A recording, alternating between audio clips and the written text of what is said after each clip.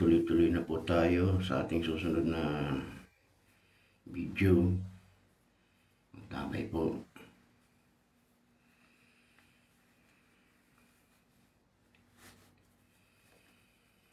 Galacia Kapitulo 3. O mga mangmang na taga-Galacia, sino ang mga nagsigayong sa inyo? Nasa harapan ng inyong mga mata, si Jesucristo na napako sa cross ay maliwanag na inihayag. Ito lamang ang ibig kong maalaman sa inyo. Tinanggap ba ganinyo ang Espiritu sa pamamagitan ng mga gawang ayon sa kautusan? O sa pamamagitan ng pakikinig ng tungkol sa pananampalataya? Napakamangmang na baga kayo. Kayong nagpasimula sa Espiritu, ngayon ay nagpapakasakdal kayo sa laman. Tiniis baga ninyong walang kabuluhan ang lubang maraming mga bagay?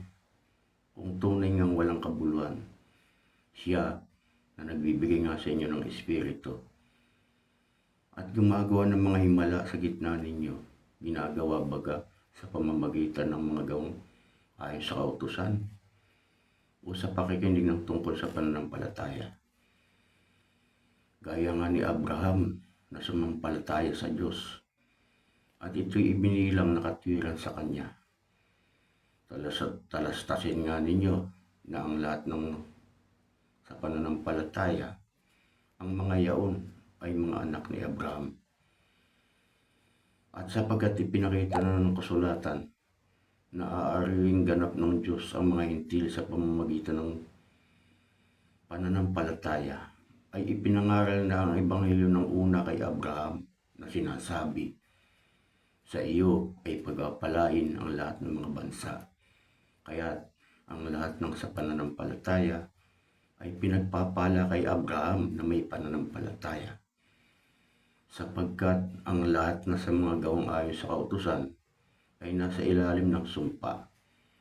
Sapagkat nasusulat, sinusumpa ang bawat hindi na nanatili sa lahat ng mga bagay na nasusulat sa aklat ng kautusan upang gawin nila.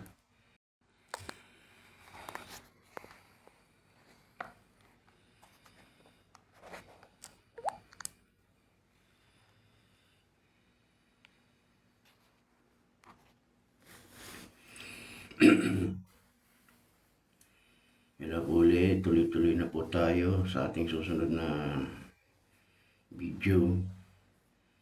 Tabay po.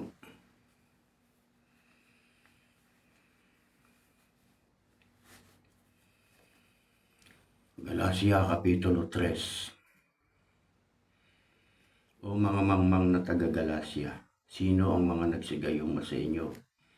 Nasa harapan ng inyong mga mata, si Jesucristo na napako sa cross ay maliwanag na inihayag. Ito lamang ang ibig kong maalaman sa inyo. Tinanggap ba ganinyo ang Espiritu sa pamamagitan ng mga gawang ayon sa kautusan? O sa pamamagitan ng pakikinig ng tungkol sa pananampalataya? Napakamangmang na baga kayo.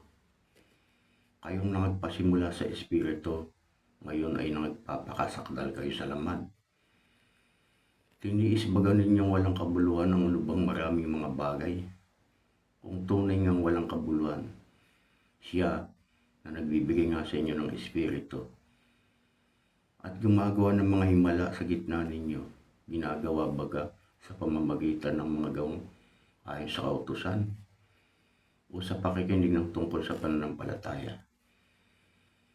Gaya nga ni Abraham na sumampalataya sa Diyos at ito'y ibinilang na katwiran sa kanya. Talastasin nga ninyo na ang lahat ng sa pananampalataya, ang mga yaon ay mga anak ni Abraham.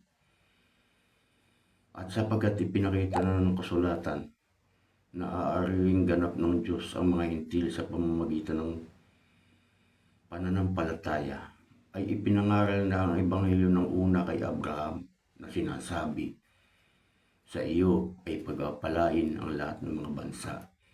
Kaya't ang lahat ng sa pananampalataya ay pinagpapala kay Abraham na may pananampalataya.